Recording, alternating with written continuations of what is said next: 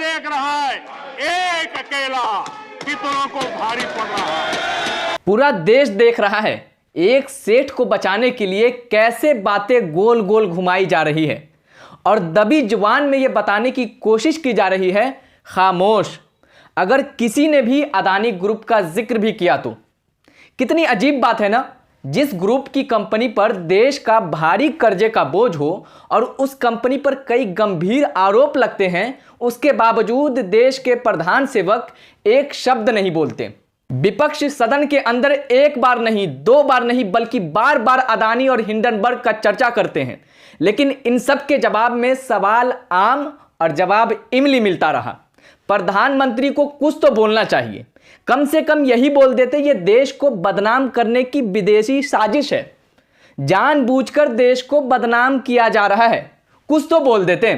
वैश्विक brokerage firm के मुताबिक अदानी ग्रुप पर लगभग 2 लाख करोड़ रुपए का कर्ज है, जिसमें बैंकों से कुल कर्ज 40% यानी 80,000 करोड़ रुपए का है। स्टॉक एक्सचेंज को दी गई जानकारी के मुताबिक मार्च 2022 के अंत तक अदानी ग्रुप की 6 कंपनियों के ऊपर 1.88 लाख करोड़ रुपए का कर्ज था। यह सब किसका पैसा है, इसका जवाब कौन देगा? जरा मित्रता की डोर को समझिए। जब पूरी दुनिया कोरोना महामारी में आर्थिक तंगी की मार झेल रही थी, तब गौतम अदानी की दौलत में तेजी से बढ़ोतरी हो रही थी।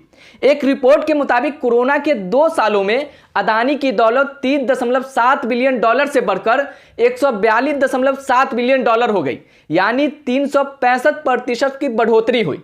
कोरोना से पहले अमीरों की लिस्ट में 40वें नंबर के अदानी सीधे दूसरे नंबर पर कैसे पहुंच गए? देश में अदानी की दौलत को लेकर के तो बार बार सवाल उठता ही रहा है, लेकिन जब से हिंडनबर्ग की 106 पन्नों में 3200 शब्दों की रिपोर्ट आई है, तब से चर्चा और भी तेज हो गई है। 106 पन्नों की रिपोर्ट में अदानी ग्रुप से कुल 88 सवाल पूछे गए, जिसमें गौतम अदानी के भाई विनोद अदानी, छोटे भाई राजेश अदानी और बहनोई पर कई गंभीर आरोप लगाए गए हैं, जिसको लेकर विपक्ष एकजुटता के साथ मुखर होकर आवाज उठा रहे हैं। राहुल गांधी ने बाजाप्ता अदानी मोदी की तस्वीरें एक साथ दिखाते हुए कई आरोप लगाए। अदानी अदानी अदानी अदानी अदानी, इनका हिंदुस्तान के प्रधानमंत्री के साथ क्या रिश्ता है और कैसा ये जानना चाहता है। ये देखिए रिश्ता, ये देख लीजिए। हिंदुस्तान की फॉरेन पॉलिसी नहीं है, ये अदानी जी की फॉरेन पॉलिसी है, उनके बिजनेसेस बनाने की फॉरेन पॉलिसी है। जब प्रधानमंत्री नरेंद्र मोदी सदन में बोलने के लिए उठे तो सदन में बैठे सदस्यों को उम्मीद थी कि मोदी जी राहुल गांधी के आरोप पर कुछ तो जवाब देंगे, लेकिन बातें फिर नेहरू में उलझकर रह गईं। कांग्रेस पर तीखा हमला बोलते हुए सदन में मोदी कहते हैं, मुझे यह समझ में नहीं आता कि उनकी पीढ़ी का कोई व्यक्ति नेहरू सरनेम रखने से डरता क्यों है, उन्हें क्या शर्मिंदगी है। कहां तो चर्चा अदानी ग्रुप की संपत्ति और हिंडनबर्ग की रिपोर्ट में लगे गंभीर आरोप की हो रही थी, और कहां मोदी जी अपने शायराना अंदाज में बातों को गोल गोल घुमा रहे थे। ये कह कहकर हम दिल को बहला रहे हैं, वो अब चल चुके हैं,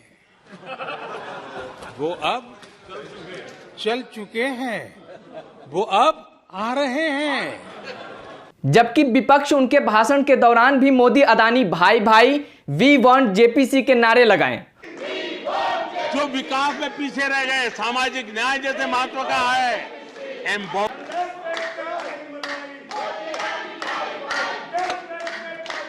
हमें बड़े कन्विक्शन के साथ मैं मानता हूं कि जब उसके बावजूद प्रधानमंत्री नरेंद्र मोदी गौतम अदानी के मुद्दे पर अपनी जवानों को जुम्बिश देना मुनासिब नहीं समझा।